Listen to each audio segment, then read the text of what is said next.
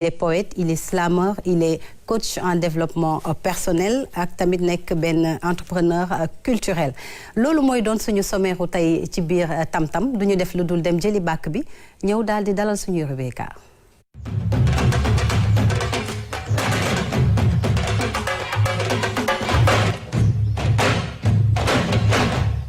Je le disais tantôt, yéen a ngi suivre Tam-Tam ñuy dalal nag Abdourahmane, toujours égal à lui-même avec son livre. Mais aujourd'hui, tu as un recueil de poèmes en main. Oui, Rougui maa ngi lay nuyu di nuyu ñi nga xamante ne mooy suñu mbokku téléspectateur di ñu seetaan fii ci RTS 2. Alors oui wax di nuyu sama naataango bi nga xamante ne ñeme ma ko fàtte. da ko xawoon fàtte. fàtte ko wóor. waaye yëg na wóorul de. fàtte ko wóor alors di wax ne tey nag dañu am plaisir dalal fi introduire ko sànq Amsata Sy ñu koy wax dans les milieux du slam Hamza. D'accord. Alors mu génne benn recueil de poèmes wala de slam dañ ci wax lu leer quoi. mu tuddee ko reflet. Reflet. waaw voilà. Comme les reflets qui projettent du miroir. oui voilà. Alors en mariage souvent nañ gis ay poèmes yu neex marié yi di ko échanger wala nit ñi di leen ko suggérer. nga ñëw dugg waaw discours yeeg yu neex yooyu nga ñëw dugg ci mariage africain traditionnel. mariage gabonais. waaw xam nga la mais ni nga def tey moom lan la. je suis une Barbie. ah oui une vraie Barbie. Black Barbie. bon aujourd'hui parce que rocker. rocker Barbie je sais pas moi enfin changer un peu de style nuyu naa la. j'adore ton fay naa la Rougui. di nuyu téléspectateurs yi di nuyu ñi ma bokkal plateau Abdourahmane dama la namoon trop. di nuyu suñu invité bi di kontaan di participer ci décoration. tey dañuy tukki tuuti. waaw jóge Sénégal. gis na nag tey da nga jël vol. vol dem ba Gabon.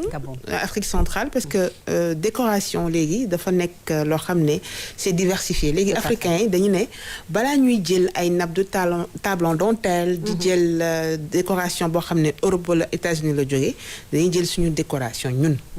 jël suñu tissu jël suñu ay gros. surtout jël ay coco. waaw ay raffia ay accessoires nag en Afrique. on a tellement de ressources. les coquillages. waaw on a tout ça. léegi nag ça a commencé bien dans les pays du sud. dañuy jël seen culture traditionnelle. moderniser ko def ko benn ay mariage yu xaw chic. dëgg la waaw léegi dañuy dem benn documentaire boo xam ne dañu ko tourné Afrique centrale. Afrique centrale ci kanam lay doon waaye balaa loolu damay nuyu Amsatou Sy il est slameur je l'ai dit tout à l'heure ñi ngi lay nuyu bu baax di kontaan mais pourquoi Hamza c'est un surnom mais pourquoi juste Hamza. salaamaaleykum déjà maa ngi am mbégte kontaan de teew bu baax a baax sur les plateaux de la RTS2 donc ma lay nuyu déjà leen di remercier aussi ci invitation bi nuyu aussi sa naataango yi nga nekkal ci plateau bi donc comme li nga ko waxee Hamza déjà j'ai l'habitude de dire que c'est déjà mon nom originel mais aussi c'est mon nom original. Pourquoi parce que déjà mën nañu wax ne Sénégal dañoo baaxoo peut-être am li ñuy naan peut-être des conventions sociales. Moi j'appelle comme ça. Pourquoi parce que déjà mën nañu wax ni pourquoi ñu wax Amsata Sy c'est au Sénégal. mais le nom original c'est Hamza. mais on appelle que au Sénégal on dit Amsata jusque par exemple ñëpp jël ko adopté ko. mais le nom original c'est Hamza. léegi nag bi ma duggee ci dans le monde culturel dans le monde du slam. donc c'était juste naturel et spontané donc ñu jël Hamza bi juste.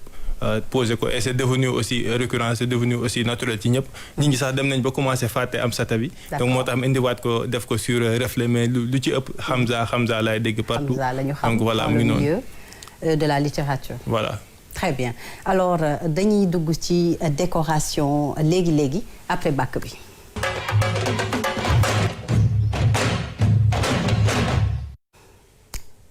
duñu dem xooli élément bi benn yoon parce que waxtaan nañu ba pare dama yàkkamti dugg xool mariage bi voilà. Ouais, tu vas être très contente parce que yo je sais que tu es une férue de belles choses. Exactement et d'accessoires et d'accessoires et ça peut inspirer plus d'un ku xool dem Gabon xool élément bi et puis on va voyager au Gabon et on revient sur le plateau.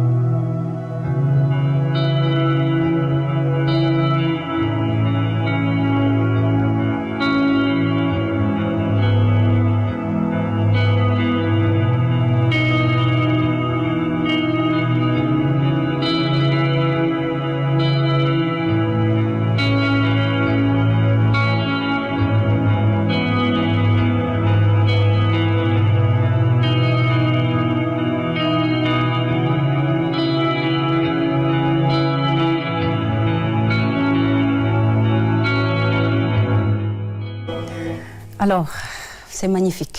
Gis nga Afrique li ci neex mooy on a tout pour faire un tout. C'est ça. Léegi nag comme on a tout, on a décidé que depuis quelques années dañuy jël suñu yëf. suñu moomeel waaw suñu moomeel. def ko suñu ay cérémonie. xam nga mois de mars avril day tombé ci koor gi day commencé et puis tu vois il y a les mariages qui se font juste avant le ramadan façon là. moom laa gis fii ci Sénégal. kon xew na Gabon tam. Pourquoi les gens se marient juste avant Ramadan? Parce que je pense que c'est pour mieux consolider les liens. C'est bien dafa nekk période bu baax. waaw baraka. baraka déjà mais en plus am na ñoo xam ne jegeen yeeg kii sekkeen yi. ndogu yi dañuy bëgg soxna si ñëw toog. Parce que être célibataire pendant le Ramadan c'est un peu compliqué. Absolument. J'ai pas dit ça. ma ne décoration la indi tey. ndogu sax garaawul mais xëdd. Il essaie de quoi il parle. ci sedd bi naan ko ma jox ma xëdd. C'est vrai. Léegi nag on sait que tey day tombé aussi ci période du baptême chrétien et tout ça avec la Pâque donc. s'inspirer des autres pays. Voilà donc gis nga bi éventail yu marié bi et puis ça c'est la table en fait. Avec des feuilles de palmier. De palmier exactement. mu ngi nii c'est du raffia. Voilà des noix de coco. Comme ñoo xam ne dañuy sànni sax pétaw xoolal canari bi rek. Wallaay. Et puis vous avez vu le bois sur lequel on l'a fait. C'est très beau. Ouais. C'est du rotin. C'est du rotin. Ouais. Ok. Voilà léegi gis nga plan de table bi. C'est du bois ils mettent du raffia. Abdourahmane lii rafet na de te pourtant boo ko dee seet da nga naan c'est pas très cher c'est accessible te en même temps da lay mettre dans le bain de ci sa biir culture parce que ça dafa dépendre aussi ci identité je pense. C'est ça dépend des identités mais on sait tous que en Afrique c'est le bois. Ouais. Tout à fait. C'est le canari, ay pétao, les coris, le mortier, le coco. Ce sont des accessoires on les retrouve partout. Tout à fait. Donc on peut s'en inspirer def sa décoration bu rafet ba pare du cher. C'est surtout ça. Surtout. Ba pare accessible. Avec le raffia Abdourahmane. Oui, c'est très joli. Maintenant léegi déco c'est à la mode hein. Les mariages maintenant les gens dañuy def ay décorations yu rafet. Il y a beaucoup de jeunes qui travaillent dans ça. Mais peut-être que liy manqué mooy originalité bi ak audace bi. En matière d'art de façon générale. Exact. boo amul yenn audace yi. Parce que da ngay ragal naan est-ce que lii bëgg nañ ko wala bëgguñu ko. Est-ce que c'est pas voilà est-ce que xumbul les gens préfèrent mettre du blanc partout. du beige du rose. waaw parfois du rose. wala bu fekkee ngénte la bébé la bu góor la on met du bleu et cetera c'est un peu codifié quoi. Exactement. Alors que mariage. mais toutes les waxuma la sax nationalité mais tribus célèbrent le mariage à leur manière. Surtout le mariage coutumier. Le mariage coutumier traditionnel et cetera. Donc moi je me rappelle sama koñ bu fee dëkk amoon na ay naar yu ñu dëkkaloon seen mariage yi mais dañ daan andi ay mokk doom taal ci kaw ñu andi ay chevaux et cetera donc c'était magnifique. Ce type de mariage là gisatuñ ko quoi. Maintenant de temps en temps nga am ay couples yoo xamante ne bon moi je veux me marier mais je veux un mariage traditionnel célébré de façon traditionnelle avec yu proposer la ay couleurs yu proposer la ay motifs wala proposer la ay décorations ay ornements ak ay objets symboliques pour pouvoir wala comment ça s'appelle seen tenue bi. Tout à fait. Tu vois boo gisee léegi gis naa la mise traditionnelle elle est très belle. voilà léegi xale yi ñu ngi koy commencer. waaw voilà maintenant boo xoolee beaucoup en pël gis naa kenn ku ne laaj. en pël. oui c'est joli. Comme on dit lu rafet dëkkul fenn. tout à fait soo gisee ne pël yi sol nañ ko. waaw mu rafet mais tout le monde s'habille en pël. C'est joli. Mais les gens aussi. Non, mais parce que déjà, les Peuls valorisent beaucoup plus leur culture. Tout à fait. Donc, c'est un accessoire accessible. Accessible, effectivement. Ouais. Et c'est voilà. Et puis c'est très beau. C'est ça. Et en plus c'est décent. Parce que tamit am na yeneen ethnie yoo xamante ne peut-être seen kii dinañ ko bëgg. C'est accessible mais parfois da ngay xalaat ne lii moo ko solee damay yaramu neen. Alors que pël grand boubou lañ ko xam wala marinière yu kii affaire yooyu donc wala grand boubou yi. C'est ça. Donc c'est l'occasion il y a une économie autour du mariage. Hein. C'est un vrai business. C'est vrai. Ouais, c'est un vrai business. Je pensais que tu t'étais investi dans la location de bâches, machin, de chaises pour le mariage. C'est notre problème. Ouais. Alors, non, Abdourahmane mi ngi si biir parce que de la façon dont il en parle. Non, c'est l'économie. Moi, j'ai découvert que derrière, c'est une économie et beaucoup de gens travaillent là-dessus. Et puis, au Sénégal, voilà, presque on est tous appelés à célébrer un mariage. Donc, il y a un marché énorme. Exactement. Sur lequel les gens peuvent travailler. La cérémonie, le manger. Voilà, c'est un business. Ça, c'est vrai. Alors, Amsata, en tant que slameur, poète, il t'arrive d'écrire des poèmes pour les mariés? Il arrive parfois, mais c'est juste, je dirais, à la demande. Par exemple, si un ami, par exemple, me demande de lui faire un texte pour sa bien-aimée, ou aussi le contraire, parfois ça arrive, ou aussi pour des occasions d'anniversaire aussi, parfois ça arrive, mais pas à chaque fois, parce que parfois, si on accepte à chaque fois que ça se passe, ça risque de revenir à chaque fois. Donc, c'est pas évident. Donc, voilà. Mais day nice, mais nous, c'est mariage, jigéen ñi surtout fii Sénégal dañuy célébrer mariage traditionnel mais d'une façon très traditionnelle côté habillement dañuy solu pël léegi loolu la ñu xewal def fuddan def leket def accessoire pël wala beneen ethnie quelle que soit l'ethnie les Joola les Mandeng léegi kuy marié wu da ngay def sa tenue traditionnelle et c'est très beau.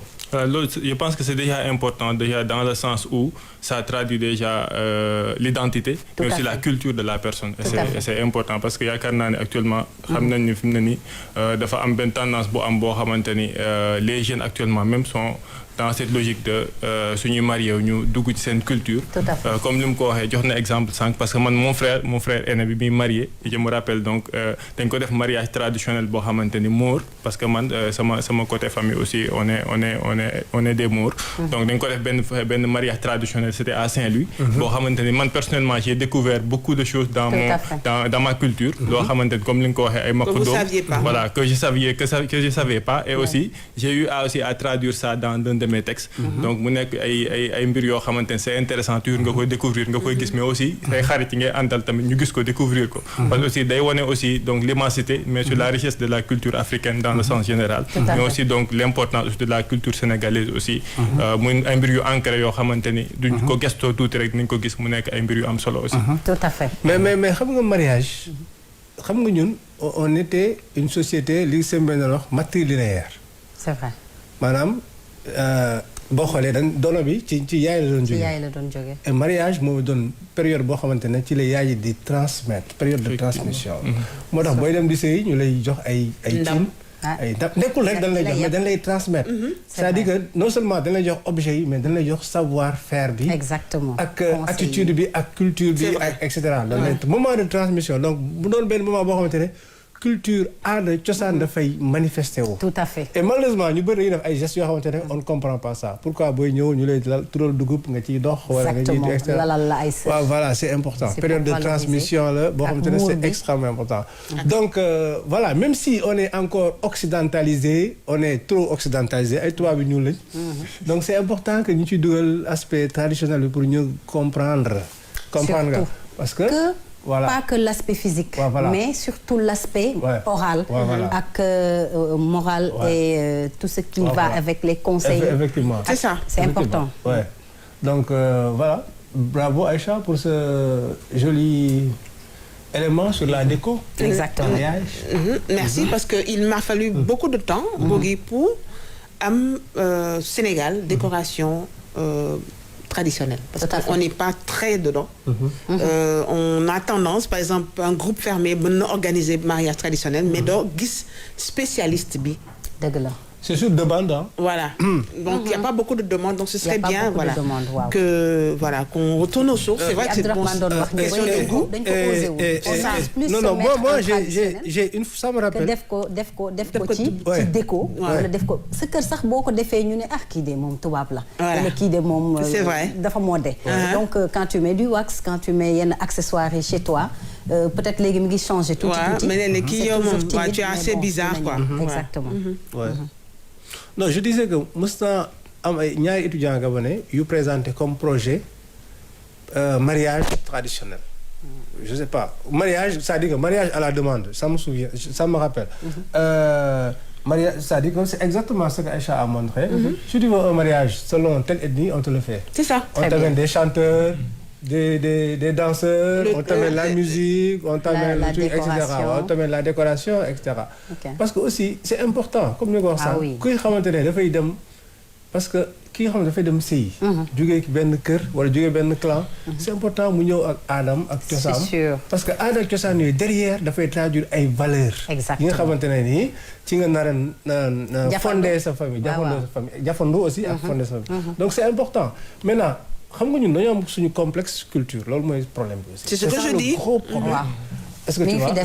Voilà. Donc, soy marié et puis bon, voilà. Soy marié plus c'est occidentalisé, mieux c'est réussi. Exactement. Voilà. Parce que c'est rare que gis nak ben mariage bo xamné la bâche dañ koy c'est occidental. Mom la wax ni pour moi am sujet mariage traditionnel sénégalais à part les Peuls et la Casamance, do gis en fait ben thème propre à l'ethnie, surtout les thèmes. Voilà, surtout les thèmes. Parce que su ma koy fàttaliku xam naa ne dina ma ne loolu waaye gis nga. di nga ko wax quand même waaw wala ma bàyyi noonu rek ma bàyyi noonu. sama bosu bopp la naa bàyyi noonu. Alors, mu nekk lu rafet parce que on voit des objets. Je pense que ça c'est des cornes d'ivoire aussi. Oui, il y a des cornes d'ivoire. Des cornes d'ivoire te nag li ci gën a neex mooy accessoires yi parfois. c'est mythique. Da nga koy gis mais c'est mythique. Parfois ça protège. Parfois c'est pour nous contre le mauvais œil. Cat bi ak yooyu ñoom seen te ndeysaan ñun xamuñu loolu lépp. Non, plus c'est bésu mariage nag bés bu rëy la. Plus c'est fausse, plus on aime. Et on se protège pas. Merci à toi. Pour terminer. Alors pour terminer, xam naa ni moom décoration par thème. léegi ku bëgg ñu dem filmer ko proposer ko téléspectateur RTS2. da ngay bàyyi message ci suñu page. Très bien. bi nekk ci Facebook bi. www.facebook.com c'est ça. Wow. Slash, ouais, en tout cas, PHP, machin. Tu me regardes comme ça. En tout cas, c'est sur la...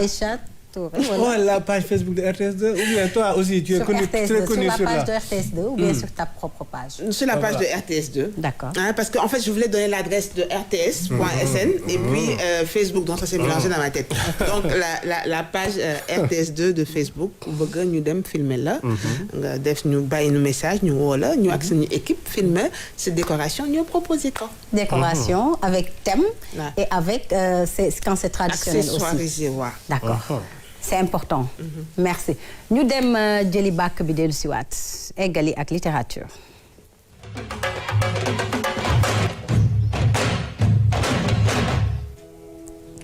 Avec littérature, on va parler de Reflet, un recueil de poèmes de notre invité Amsata Sy. Amsata Sy tey Abdourahmane indil ñu benn recueil de poèmes boo xam ne vraiment en 2016 mën nañu ne ci la tàmbalee def poésie professionnellement donc tey Reflet nekk li ñu mettre sur la table au grand plaisir de nos téléspectateurs. Abdourahmane. Oui, me donne son premier recueil de poèmes. Alors, on va définir est-ce que recueil de poèmes là ou le recueil de slam. D'accord. Après on va discuter de ça. Il va nous édifier là-dessus. Alors, Amsa Sy me donne son premier recueil. Alors, avec la préface de Abdoulaye Racine Senghor, nga xamante ne vraiment kàngam la ci wàllu littérature ak critique littéraire bu mag. Ça a été facile de le décrocher comme ñu bëri suñu amoon préface su. C'est une façon maanaam voilà quoi, c'est un cachet quoi Abdoulaye Racine Senghor. Est-ce que yow en tant que jeune slameur, poète, ça a été facile mu nangu voilà quoi wala li ngeen bokk Foundiougne la j'ai vu que ne voilà vous partagez le même. Voilà déjà je dirais que c'est à la base donc ñoo bokk Foundiougne comme li nga ko waxee. Mais aussi donc man mun naa wax ni donc def naa ay at yu bëri peut-être j'ai jamais eu l'occasion de rencontrer Abdoulaye Racine Senghor. Mais c'est à l'occasion de mes activités de slameur.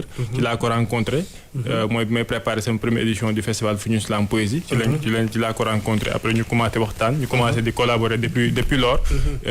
mu nekk sama mentor déjà ci mbir mi mais aussi nekk en quelque sorte actuellement il n'est plus sax un mentor mais il est plus un ami même suñuy bàyyi xel ci décalage côté âge mais actuellement c'est un ami un conseiller et un mentor bi ma tamit liggéeyee manuscrit reflet bi aussi ma proposé ko mu lire ko.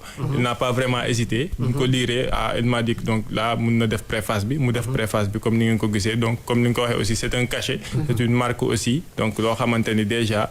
suñu gisee une préface de Abdoulaye Racine Senghor immédiatement je dirais que ça vend côté marketing. mais aussi côté fond aussi il y a aussi un fond aussi vraiment bu am solo. mais Abdoulaye Racine Senghor il parle de texte poème il dit que Hamza est poète après il dit Hamza est slameur maanaam poète nga ak slam. effectivement. est-ce que le slameur est forcément un poète?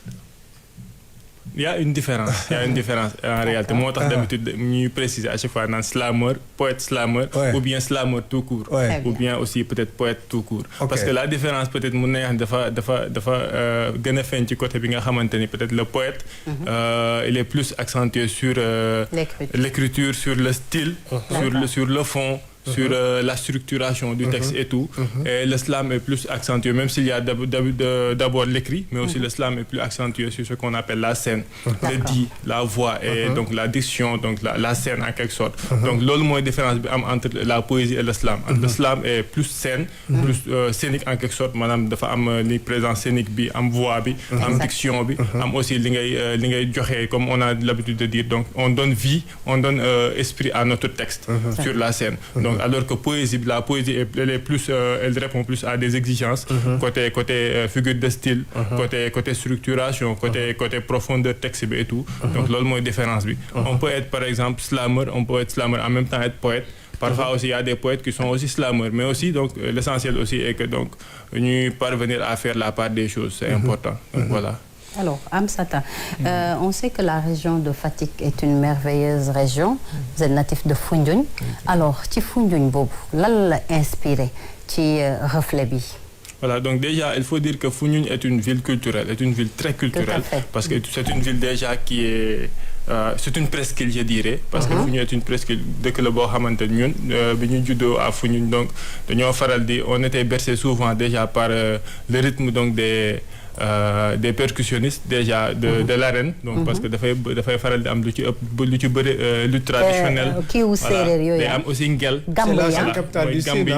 voilà day am gamb day am ngel aussi lu bëri dafay am maanaam ay mélange culturel boobu noonu moo am à Foundiougne donc ñun loolu moo ñu bercé depuis notre enfance mais aussi la mer elle y joue beaucoup parce que man dama amoon habitude à chaque fois même en étant très jeune parce que depuis mais vous êtes jeune en étant encore très jeune en étant encore plus jeune précisé effectivement donc dama doon faral dama teel a bëgg di fooye bind ak lire dama doon jël ay livres parfois dem à la plage toog dans un coin di lire lu bëri donc ci foofu noonu laa am goût à l'écriture déjà ma commencé di bindantu ba voilà affaire yi gën a ñëw peut-être avec le temps voilà avec le temps et avec aussi un peu l'expérience donc mbir yi gën a ñëw.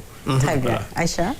Alors moi j'ai écouté suñu invité bi donc entre Hamza Amsata je trouve assez distinctif tout boo xam ne c'est assez particulier a une connotation féminine parce que Amsata en général Amsatou. Quand on entend Amsatou Amsata ce sont des femmes c'est déjà très bien puisque nous sommes au mois de mars. Exactement. Hamza ban étude nga def?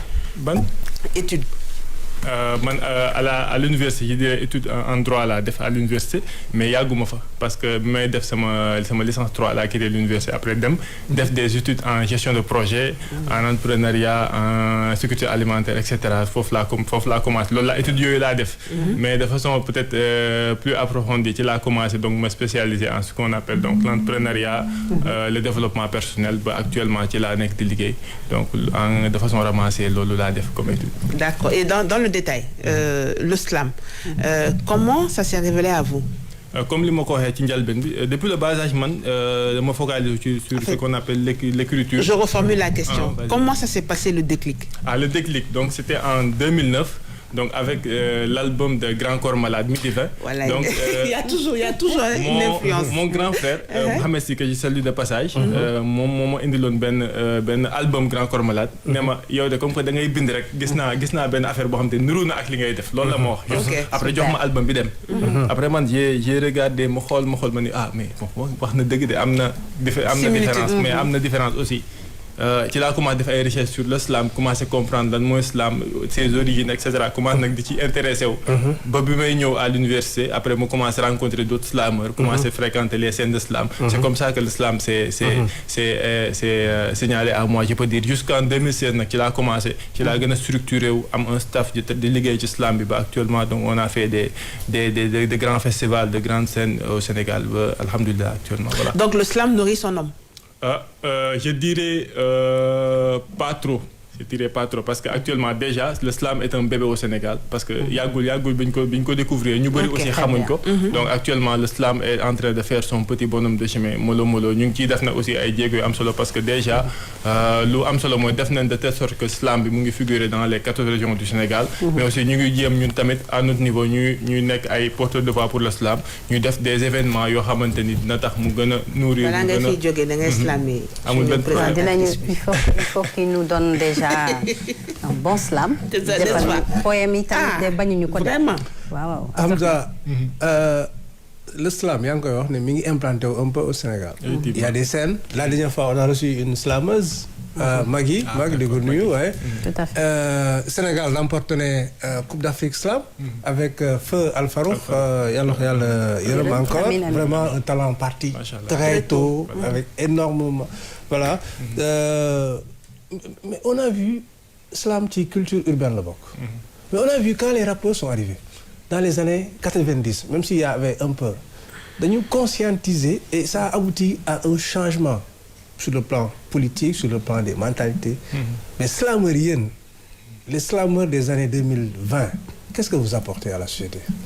Il faut dire quel est votre message? Déjà notre message il est plus axé sur la société, il faut le dire parce qu'on traite de toutes les questions de la société.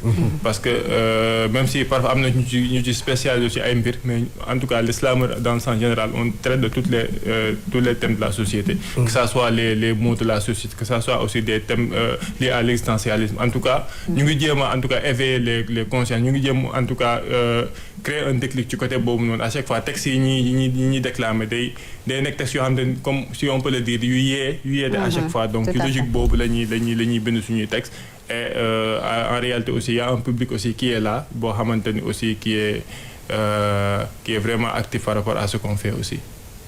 Non. Alors, vas-y.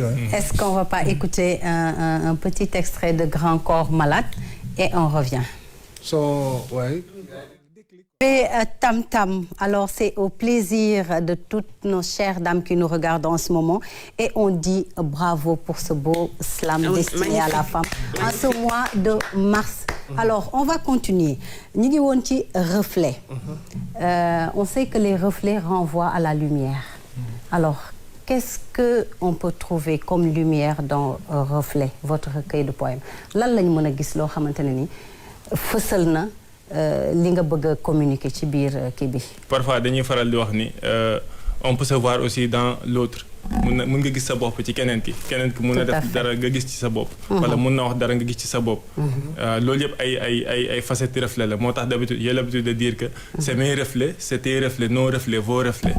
C'est nos reflets en général moo tax reflet ñu def ko avec S mais aussi. lu tax tamit ngeen gis sur la couverture.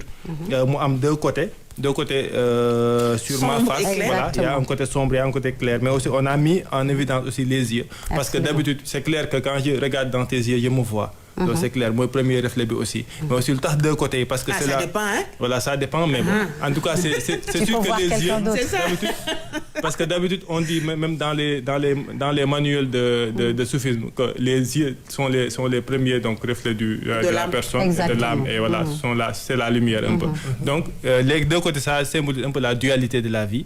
Parce que ñëpp xam nañ ni donc il y a deux côtés de la vie am na parfois donc le côté sombre c'est un peu donc le côté donc lu gën a compliqué ci sa àdduna donc la douleur donc les émois et cetera di nga xam te ne lu jafe li nga xam jàll nga ci mais aussi le côté éclairé c'est un peu aussi donc les victoires c'est aussi un peu donc lépp loo xamante ni mbégte boo xamante ni muy amour wala mbégte boo xamante ni dund nga ko mooy dualité boobu noonu lañ transcrit ci li nga xamante ni mooy couverture yi reflet et on y retrouve de l'amour dedans. Effectivement, loolu c'est sûr. Effectivement. Ouais, beaucoup d'amour, voilà. Et pourquoi tu me regardes? Tu as quelque chose contre l'amour?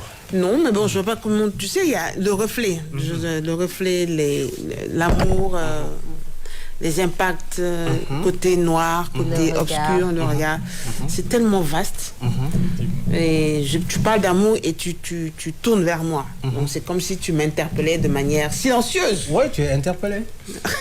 Abdourahmane, tu nous lis un extrait? Oui, madame, tu es officiellement interpellée sur le thème de l'amour. Vas-y. Abdourahmane, Amstata va nous lire un extrait et après vous allez me dire. Voilà. C'est quoi son problème avec l'amour? Voilà, exactement. Voilà. Réfléchissez en attendant. Voilà, donc, je vais vous déclamer donc, un extrait de Reflet, Mirage 1. Mirage. C'est à la page 32. Je suis à la page 32. Voilà, donc Mirage. Mirage, regarde. Mirage. Mirage. Éclair et ombre qui s'entremêlent et créent des forces farouches. Le blanc et le noir en symbiose qui filent tels des cartouches. Depuis une éternité, un mécanisme qui heurte la conscience. Un moment de mystère et de science. Le mal de notre bien est un imprévu. Il dérange, il va et revient comme un rideau qui change. Ça change d'apparence, de goût et de position. Et en un laps de temps, toute une situation. Cependant, il y a un mal qui ronge, qui déchire, qui transperce la chair en sa forme. Il attire. Ce mal du cœur qui envie, qui déteste et qui détruit. Alors on cherche le bien dans notre mal et il nous fuit. C'est un mirage qui disparaît entre nos mains, des nuits noires de nos incertains lendemains. Le mal de la société est plus vif dans le fond. Il abat l'espoir et rompt tous les ponts. C'est une dose de poison, une coupe de larve. Le mal est un bien avec une autre voix. Il crie et surprend. Il est parfois nécessaire, il permet d'aller de l'avant. Pourtant le mal a son visage, sa face à lui, ce côté hideux qui révèle l'ombre de la nuit. Ce tourbillon de ténèbres qui parfois sourit, il jette pour ramasser l'esprit et le bannir. Entre le désespoir et la mélancolie surgit la haine, un vice fort pénétrant qui abat l'humanité, une force maléfique, un regard plein de feu. Il est ardent, flamboyant, il allume ce feu. Il prend ce qui reste de l'humain et l'afflige, ce visage et celui du mal, et il existe. Très bien. Bravo. Alors, ça parle de quoi? La Mirage 1, donc ça part déjà, donc, comme l'intitulé le dit. Donc Mirage, c'est ce qui existe et qui n'existe pas, en quelque sorte. Parce que, comme je l'ai dit, le mal a son visage à lui, c'est vrai, mais aussi ça révèle aussi d'autres choses derrière. Donc, voilà. Donc, madame, donc, lu bon amna, mais aussi amna benen côté bu muy woné. Lu bon aussi ça a sa voix, madame lu bon amna lu muy wax, amna lu muy tektal nit ñi, mais aussi amna li nga xamantene mom lay woné ci yeneen facette. Exemple, mën na jox exemple bu gëna patent, mën nañ la waxal par exemple lu bon, comme actuellement réseaux sociaux liñ ci gis li muy démé. Mais loolu non du nekk loo xamante ne par exemple moo lay affaiblir, mais da lay permettre yow mu doon benn dose de motivation ci yow. Donc foofu noonu mal boobu ñu jox la nekkul mal boo xamante ne lay affaiblir, mais mal boo xamante ne da lay wax loo xamante ni da lay motiver, da lay permettre nga gën a jóg nga gën a def de telle sorte que ni voilà nga gën a fas jom def de telle sorte que ni nit ñi li lay waxal par exemple du doon loo xamante ne la ñuy gis. Maanaam côté boobu lañ indi mooy dualité boobu toujours à chaque fois ni lépp loo que ça soit une émotion, que ça soit un sentiment, c'est un peu ça. Tout à fait. Oui, la lumière et l'ombre. Voilà, qui entoure toute chose. Maintenant, le texte qu'il vient de lire, ça rencontre un peu de son style, quoi. C'est-à-dire qu'il a un style très évocateur. C'est-à-dire que des junju, quoi. Il est imagé. Voilà. Oui, assez imagé. Surtout le poème sur Foundiougne. Il y a encore un sax bon lire parce que tu proclames, je suis de Foundiougne, terre de culture, je viens de Foundiougne. Je viens de Foundiougne encore, je viens de Foundiougne, etc. Alors moi j'étais à Foundiougne. C'est un bel... je ne slame pas, je ne suis pas un slameur.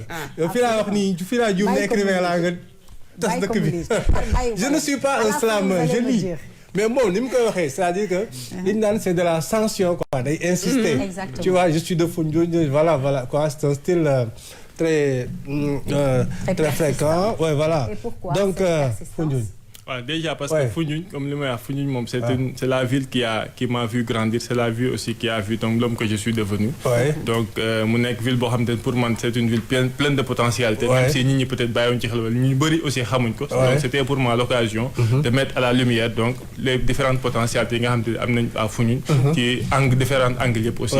Donc, c'est aussi le texte que je viens de Foundiougne. D'accord. Alors, nous qui ressentir aussi, parce que dans Reflet, on sent les ressentis. Effectivement. Alors, c'est les vôtres?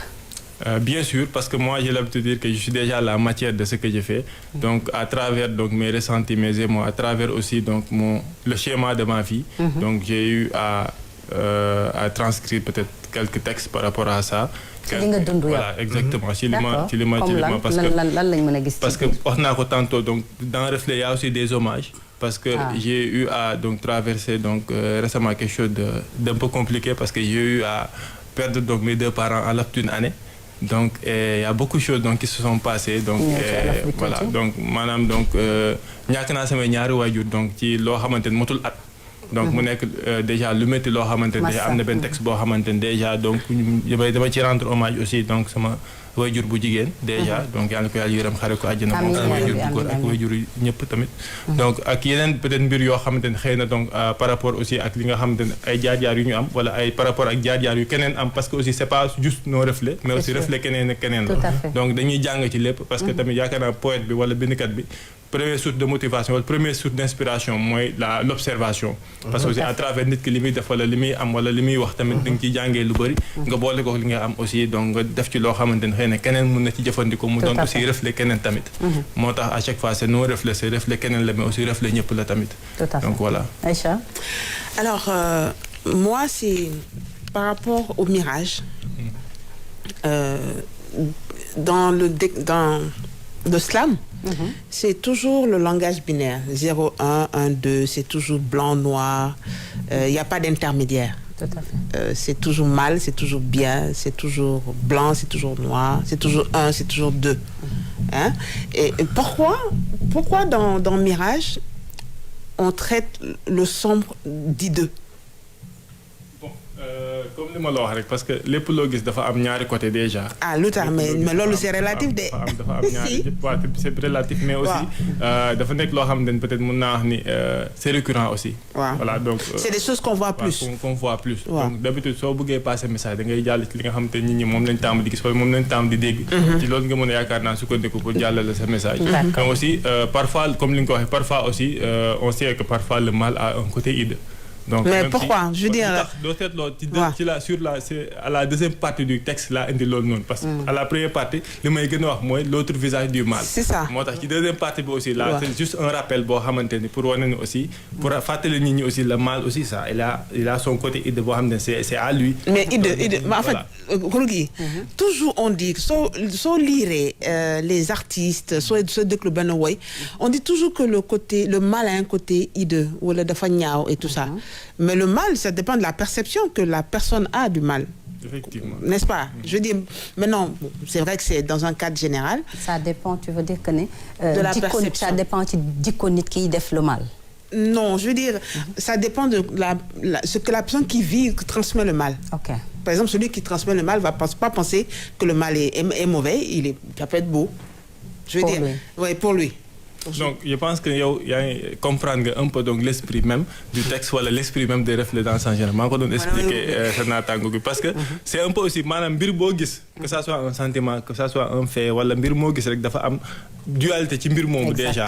Voilà comme ni nga ko waxee parce que mal bi nit mun na ko expliquer naa ko sànq nit mal le mal mun na am un visage boo xam ne ñëpp xam nañ ni c'est idée et cetera mais aussi dans ce mal dans ce côté idée aussi mun nañ mu ngi ci rencontrer loo xamante ne c'est positif wala loo xamante ne c'est révélateur. On est d'accord. Voilà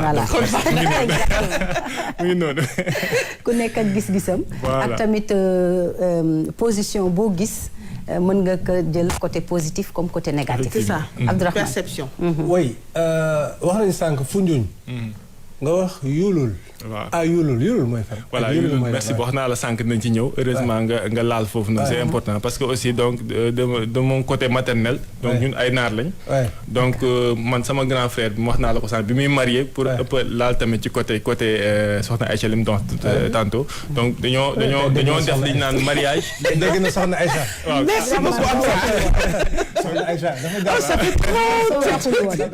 Non macha allah donc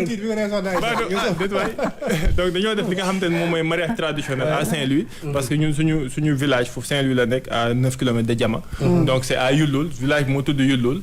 donc ba ma fa demee aussi ma commencé dem foofu noonu laa découvrir lu bëri aussi sur ma culture loo xam te xëy na xaw ma ko woon.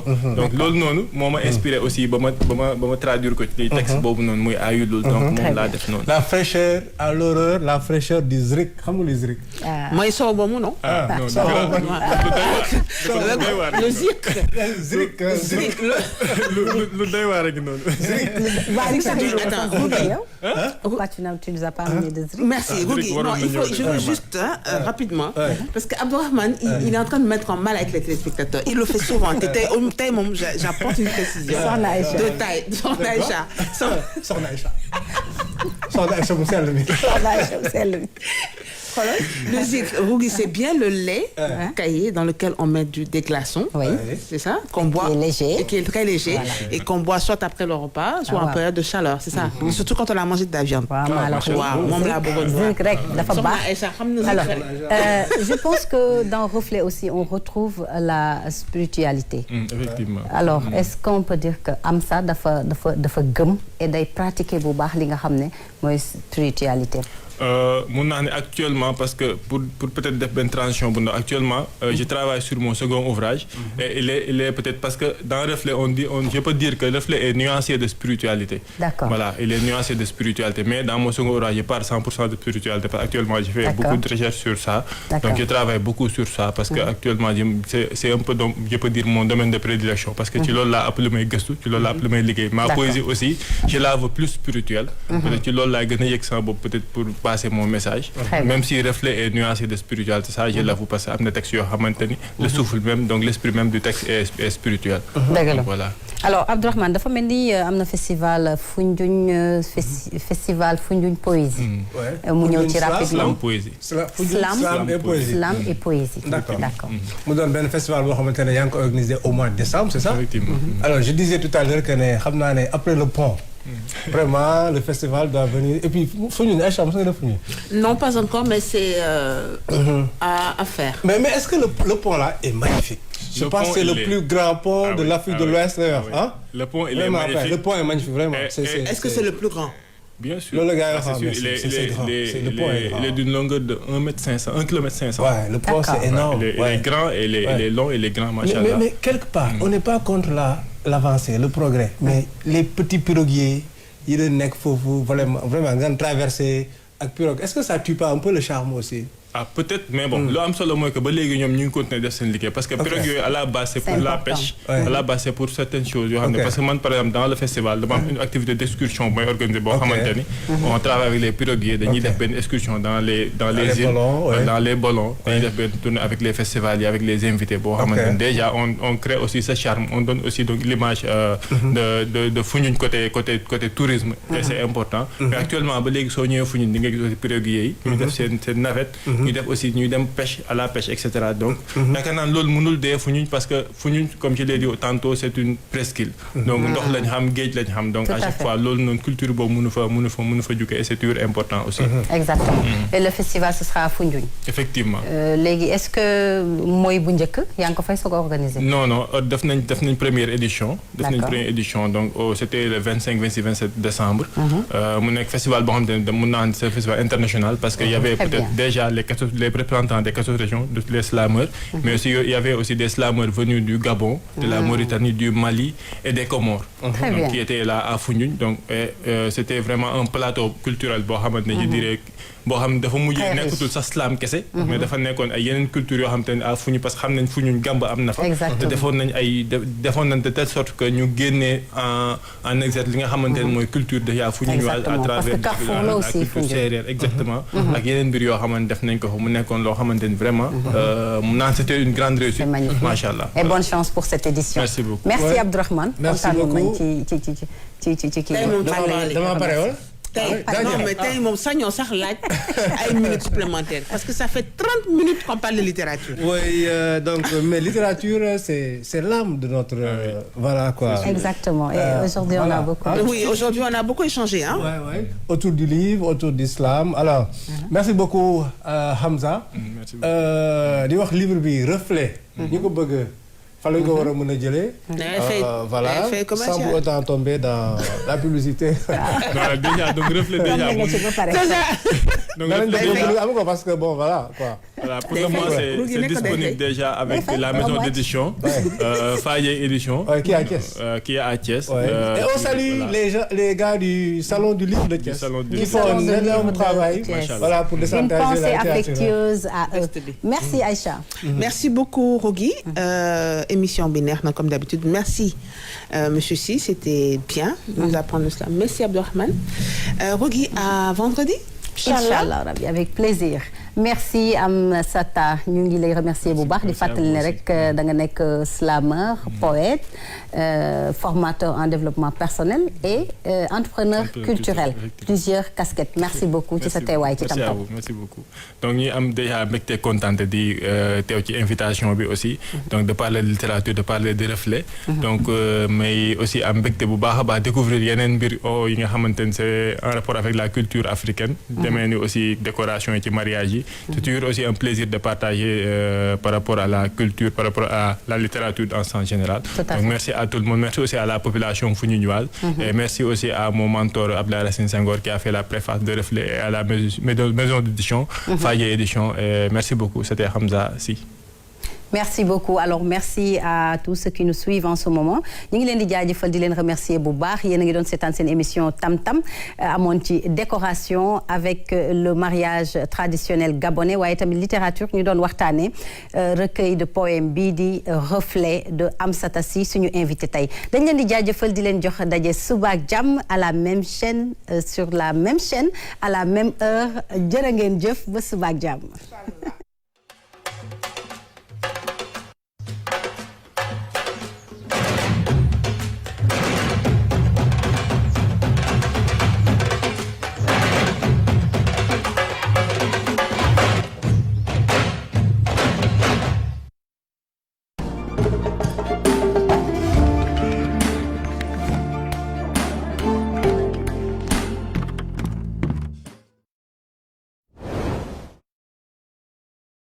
Sénégalaise et aujourd'hui c'est mon portrait. On va parler de plein de choses, de ce que j'aime, de ce que je fais en dehors de la télé et à travers la télé. C'est vrai, j'ai un léger accent ivoirien parce que foofu laa juddoo, mon wolof n'est pas très clair, dafa xaw jaxasoo tuuti mais bon, j'adore le wolof et puis c'est quelque chose que d'accord parce que aujourd'hui la RTS2 étant une chaîne culturelle